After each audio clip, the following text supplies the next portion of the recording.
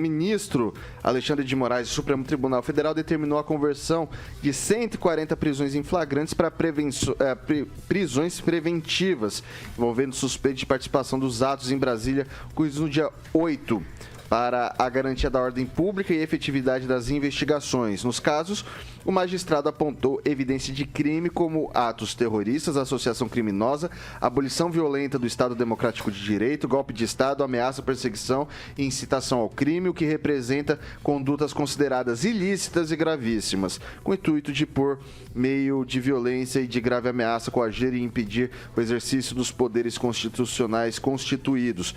O ministro considerou que há provas nos autos da participação efetiva dos investigados em organização criminosa que atuou para tentar desestabilizar as instituições republicanas e destacou a necessidade de se apurar o financiamento da vinda e permanência em Brasília daqueles que concretizaram os ataques, diz o comunicado.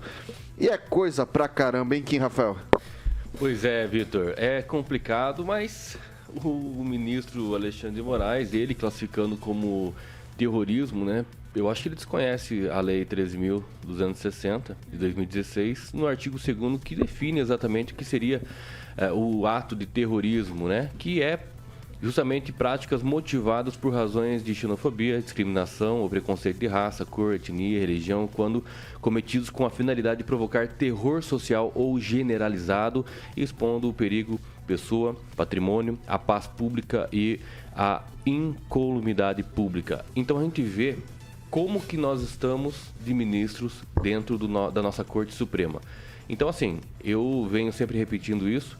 Há, sim, um ativismo judicial acontecendo no Brasil e isso é muito grave, muito grave. Não sei quais são os limites de tudo isso, em que momento nós vamos perceber, quando eu falo nós, todo mundo, tá? Todo mundo, inclusive a situação.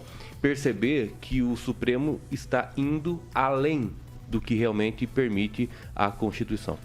Então, Victor, analisando essas decisões do Alexandre de Moraes, que cada dia mais eu entendo aquele abaixo-assinado lá de 2017, né, que foi apresentado pelos estudantes da faculdade onde ele dava aula, né, da USP.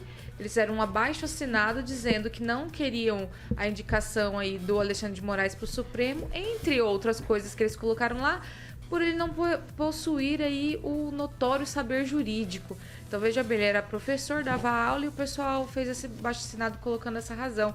Muito, eu chego a essa conclusão, até pelo que o Kim trouxe aqui, que realmente ele insiste em ligar esses crimes ao terrorismo sem qualquer embasamento legal. Isso para um magistrado aí que está no STF é sofrível, né? Realmente não tem enquadramento ali na lei de terrorismo.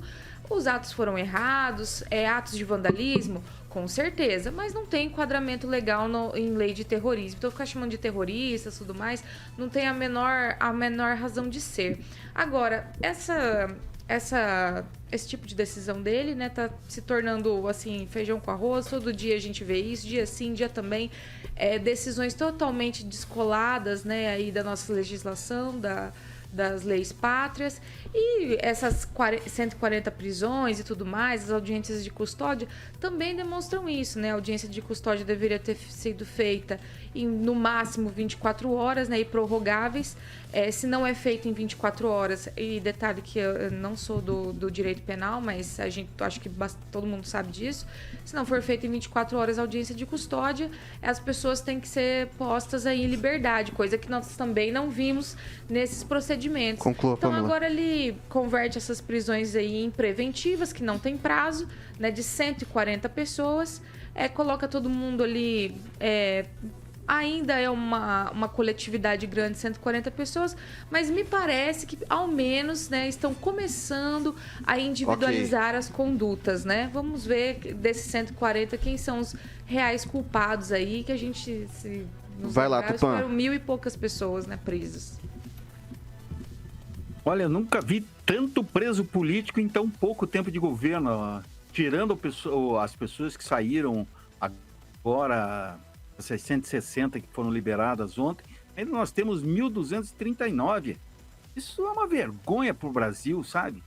Eles deviam estar por agitação, estar por quebra-quebra, Mas por terrorismo eu não vejo ninguém fazendo coisa como o Marighella fez, que o PT tanto ama, ou como outras pessoas que ficavam colocando bomba no Rio de Janeiro, em São Paulo, como acontece muito em alguns países da Europa, o pessoal muçulmano já fez isso.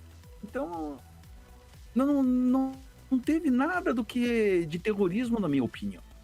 Foram atos para mostrar descontentamento com a eleição de um presidente de esquerda. O Brasil tem, pelo jeito, assim, tem muito mais direitista do que a esquerda, porque eu não estou vendo a esquerda se movimentar tanto. Tanto que eles estão usando esse grupo de pessoas para serem crucificados. Eles querem servir de exemplo. Olha aqui, ó, se vocês não aderirem ao Lula, é isso que vai acontecer com vocês. É essa. E a CPI não tem, porque o Lula tem medo que ele seja exposto, ele e o Flávio Dino, às verdades que realmente aconteceram. Porque o Flávio Dino estava no Ministério da Justiça, sentado, olhando da janela. Ali perto estavam a guarda. Quem foi chamado? Isso que eu não entendo. E ele diz que não tinha conhecido. Onde é isso? Que país é esse? Tem uma música do Legião Urbana. Conclua, Tupã, por favor. Aí, Vitor Farei, que falava, vamos queimar Brasília, mais ou menos uma coisa assim. Ou destruir Brasília, eu não me lembro, vou dar uma olhada aí. E amanhã eu conto essa história, porque eu vou te falar uma coisa. Não tem cabimento.